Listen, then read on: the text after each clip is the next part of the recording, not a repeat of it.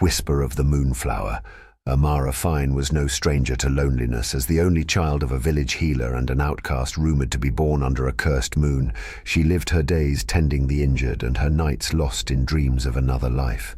But one evening, as the crimson sun dipped behind the Silverwood Forest, Amara found a stranger collapsed on her doorstep. His dark cloak was soaked with blood, his face hidden beneath a hood. "Please," he rasped, his voice like velvet over gravel. "Help me." Against her better judgment, Amara dragged him inside. She worked tirelessly to heal his wounds, uncovering beneath the grime and blood a man who looked like he'd stepped out of the pages of a forgotten myth. His name was Kael Valeris, and he wasn't a man at all. Kael revealed he was a prince of the Lunar Fae, exiled from his court and hunted by dark forces seeking to claim his throne. A magical bond tied him to the Moonflower, a rare bloom hidden deep in the Silverwood. Only its petals could restore his strength and sever the curse that weakened him. Amara's heart quickened as she listened to his tale. The Fae were whispered legends, beings of ethereal beauty and dangerous power. But Kael was no mere tale. He was flesh and blood, with a gaze that burned like starlight and a smile that made her forget to breathe. "I need your help to find it," he said, his hand brushing hers. His touch was cool but electric, sending shivers down her spine. Amara hesitated. She had always feared the Silverwood's shadows, but something in Kael's eyes, a mix of vulnerability and fire, drew her in. "I'll help you," she whispered, "but you must promise me one thing.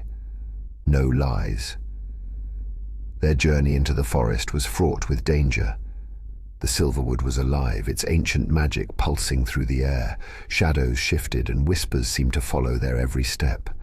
As days turned into weeks, Kael and Amara grew closer. He showed her how to sense the forest's magic, while she taught him the human art of laughter and trust. Their bond deepened with every shared story by the campfire, every accidental brush of hands, every lingering glance. One night, as they rested beneath a canopy of glowing mushrooms, Kael reached out, tucking a stray lock of hair behind Amara's ear. "You're braver than you think," he murmured, his voice a low hum that made her skin tingle. "And you're softer than you pretend to be," she teased, but her breath hitched as his fingers lingered at her cheek. The space between them dissolved. When his lips brushed hers, it was like the forest itself sighed in approval. They found the Moonflower in a hidden glade, its petals glowing like molten silver under the full moon. But the flower wasn't unguarded. A towering beast, a guardian born of the forest's magic, stood watch. The battle was fierce. Kael wielded his Fae magic, weaving light and shadow into lethal strikes, while Amara used her healer's knowledge to aid him. Together, they defeated the beast, but not without cost. Kael collapsed, his curse draining what little strength he had left. As he lay in her arms, barely breathing, Amara made a choice. She crushed the Moonflower's petals and mixed them into a potion, placing the vial to Kael's lips. "You can't die on me now," she whispered, tears streaming down her cheeks. "Not when I've just started to need you." Kael awoke to find Amara curled up beside him, her face streaked with exhaustion, but her arms wrapped around him protectively. For the first time in centuries, he felt truly alive. "I should be thanking you," he said, brushing his lips against her forehead.